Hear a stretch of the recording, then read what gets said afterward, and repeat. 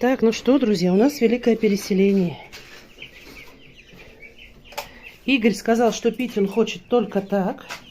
Вот пришлось 28 штук переселить вниз. Потому что там повыше, ну, они уже высокие. Там высокая поилка. Вот. И вот малышу нашему, который калечный, вот ему нравится здесь.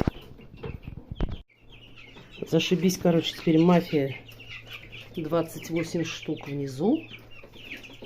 А Игореша на курорте у нас под красной лампой греется. Ну, а что делать?